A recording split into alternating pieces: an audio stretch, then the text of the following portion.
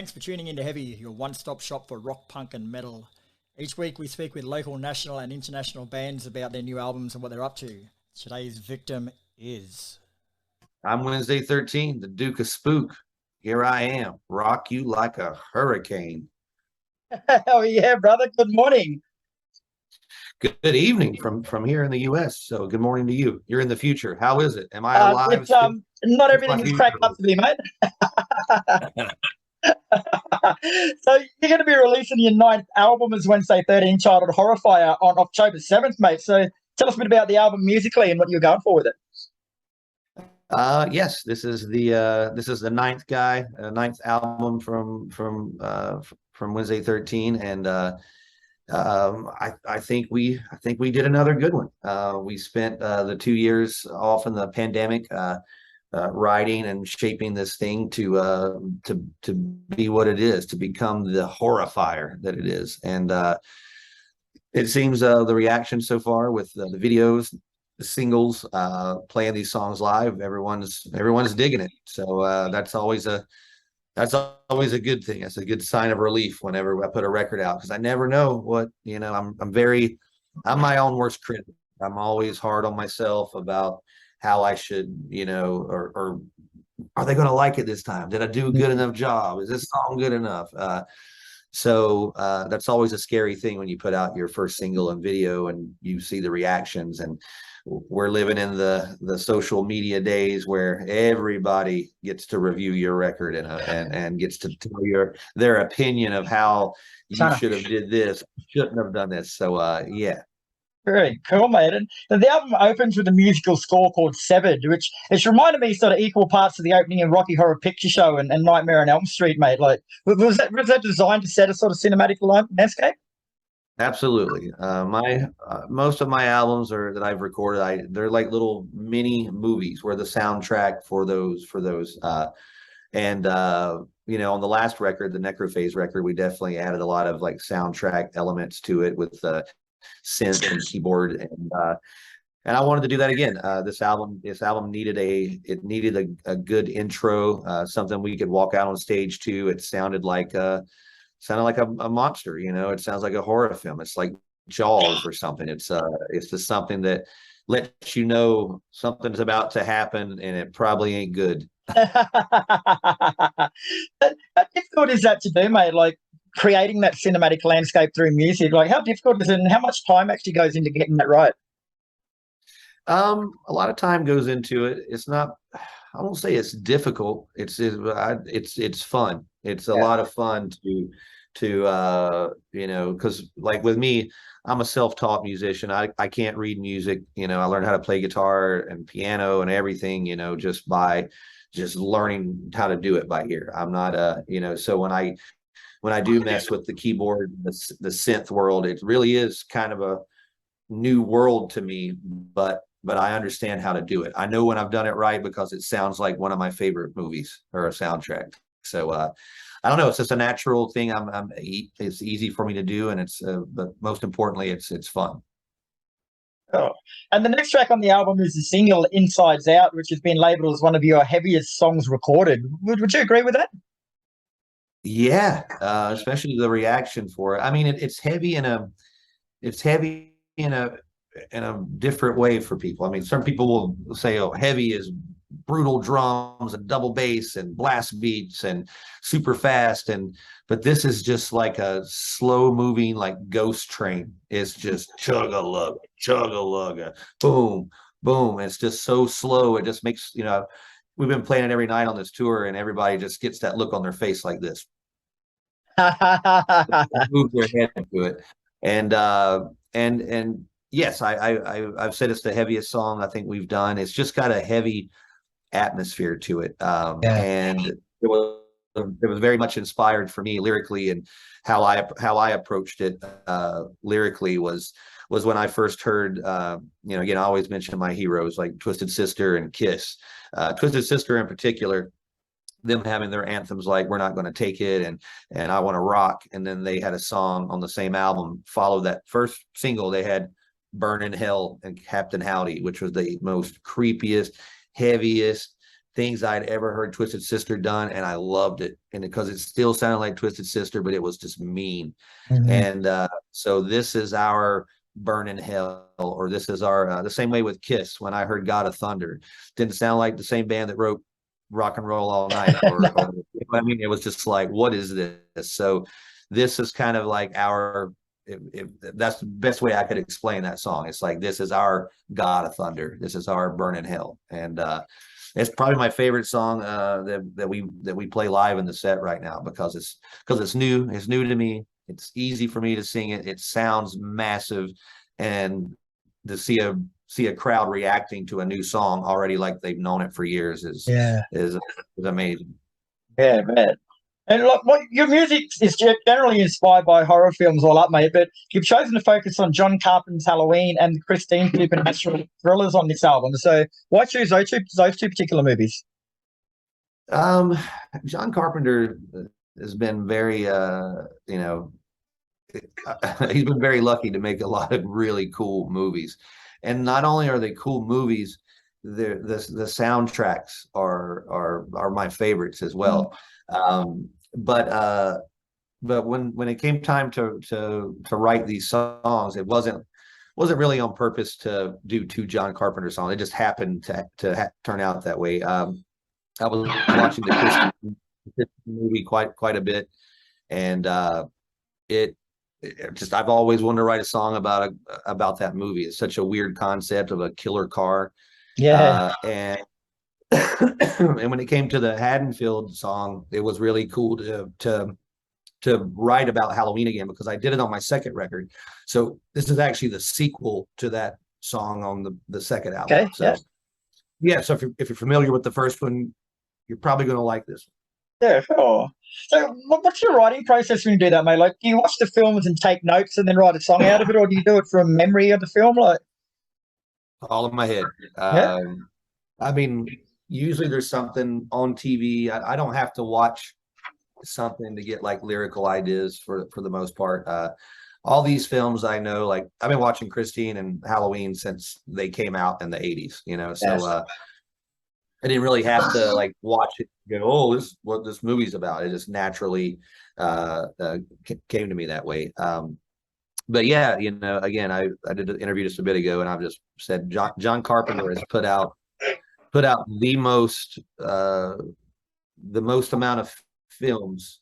And when I look back on my favorite stuff, I mean, everything from Halloween to Escape from New York, The Thing, They Live, The Fog, Prince of Darkness. I mean, it just keeps going, dude. It's just, and he's got great music to back it up. So yeah. So I probably won't be done writing John Carpenter movie songs in the future. There's still many more to come.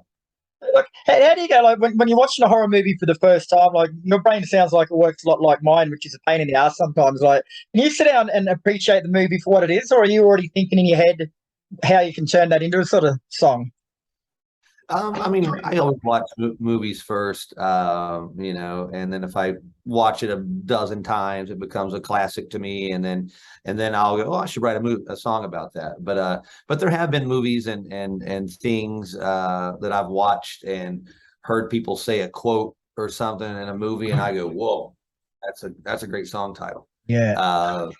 I don't know, and that's happened in the past too. Like I think I watched, going back to my second record, like there was some movie I was watching and somebody said something, you just got to have some faith in the devil. And I went, that's creepy.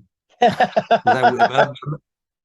I don't know if I actually heard somebody say, I couldn't rewind it. So I thought that's what I heard somebody say. And I'm like, did they really say that? Because it doesn't make sense, but it makes sense. So sometimes I get ideas like that. I'm always listening and taking mental notes all the time. Yeah. The press release says that Horrifier showcases a blend of styles from the band's 20-year career. Would you agree with that? Do you think it sort of pretty much sums up everything so far? I think so. I do. I think there's like I said, it's the 9th Wednesday 13 record. So when you go from the very first one with Transylvania all the way up to this one, we've tried a lot of different things. It kind of started off as a horror punk metal thing, and then the second album was this full on just kind of punk rock.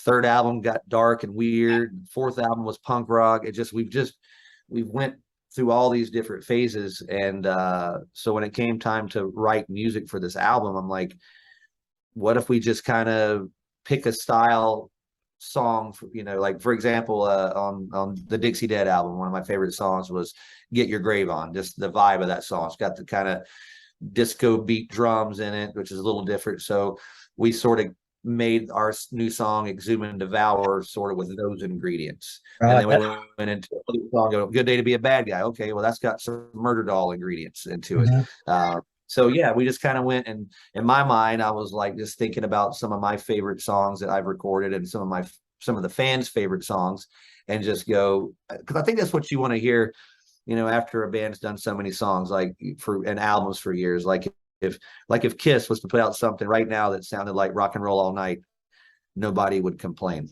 You know what I mean? They would, or if they did something that sounded, oh, that sounds like Kiss on that album. That's what I want people. I want them to go, oh man, I love this song because it reminds me of that album and this. So I think we have a brand new album of classic hit songs already that people don't even know. That's the trick. That's the trick. And then there's a track on there called Hell Is Coming, which is probably one of my favorite ones. Like, it's a blend of southern fried rock mix. It's got a bit of a blues rock solo in there too, mate. Like, it's an interesting song. Tell us about that. Yeah, it definitely, that's another one of my favorite songs on the record, just the atmosphere and vibe of that. It's almost a cowboy, kind of a cowboy gunslinger coming out of hell kind of song. Musically, when I was coming up with the main riff of that song, I was just literally just playing guitar and just noodling around. And that's one of the good things of the pandemic. If you find anything good of the pandemic, I actually started playing guitar a lot more, and I wrote a lot of the guitar stuff on this album, which I haven't done in the past couple of records as much. But when I came up with that main riff, I didn't know if it was good or not. It was catchy. Then I showed it to our guitar player, and he was like, "Cool. What if we add this part to it?" And then we started. We had the whole song, and at the end, it sounds like me. It's almost got a early Danzig kind of vibe to it, with the bluesiness that he had with the early Danzig records, which I love. Yep. And then the chorus is almost, it's kind of Hell's Bells. It's kind of AC/DC a little bit. And then you would expect a ripping metal guitar solo, but it's a bluesy, almost like Slash comes in there for a few and just rips it up. So it's just cool. It's got a lot of different dynamics to it. And I think that showcases what we do. We're not a easy animal to figure out. We got many weapons and sounds of choices to kill you with. Nice.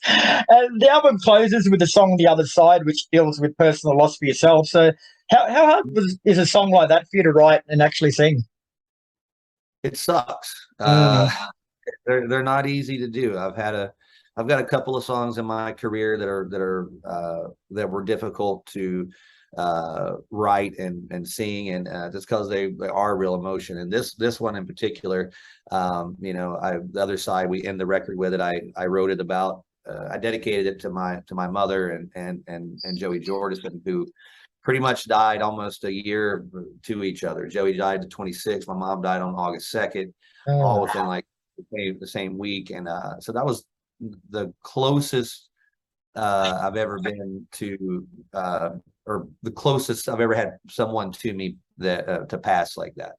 So it was difficult to, still difficult, dealing with that. But luckily I have music as a channel to use that as some sort of therapy or get some sort of closure with it. So I wanted to write a song, about dedicated to my mom, Joey, but also I didn't want it to be just so one-sided where this is Wednesday's sad song. Like everybody can relate to this song, because it seems like over the past few years, it seems like everybody had dealt with death somewhere, whether it was COVID related or just a sudden thing. So I thought for me it was a great healing thing to sing about it. And the reaction I've got from people that have heard it, they're just like, it's the healing thing, because they can relate to it. And also being that that Joey Jordison is such a loved musician all over the world.